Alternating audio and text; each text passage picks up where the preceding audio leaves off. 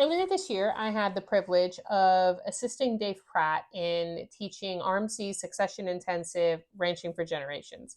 And it was a humbling experience because it's always humbling to be a part of families putting the work in to pass on the ranches and businesses viably to the next generation. And it is hard work.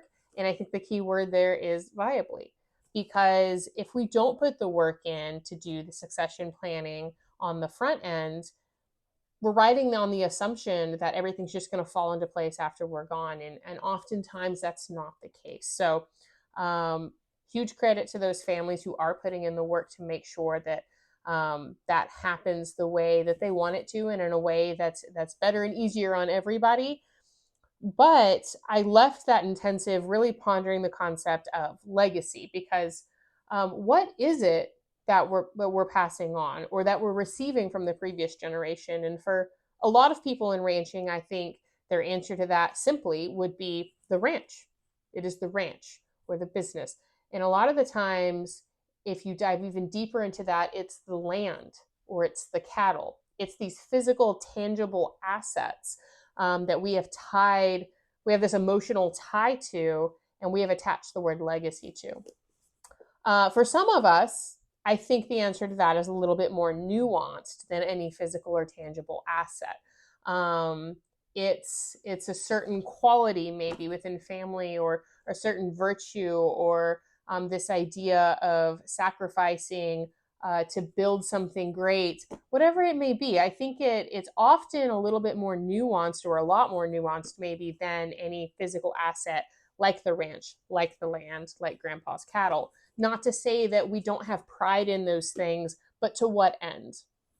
Because going through the succession planning intensive, oftentimes what we pass on to the next generation can be perceived as a burden or an obligation when we intend it as a gift. So then, what is the work that we can do on the front end to make that a gift? How do we define our legacy, and how do we make that beneficial for the generation to come?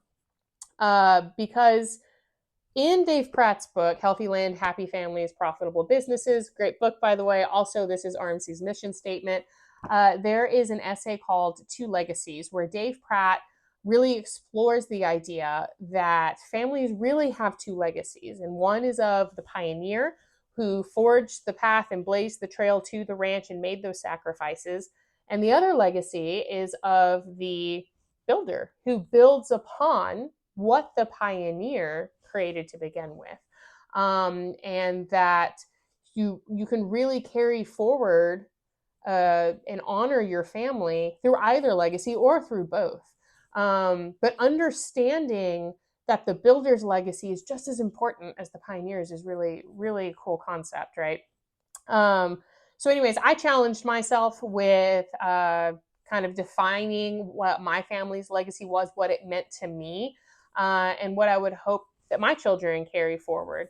And I hope to have those conversations and communicate that, so that there's never this question of, am I doing a disservice to my parents or to previous generations by not doing X, right? And I think some of us have felt that pressure. And if this is something that you or your family are currently going through, and you're interested in more resources, or just want to join a community of people going through the same thing, just drop a comment and reach out to us, and we'll see if we can help.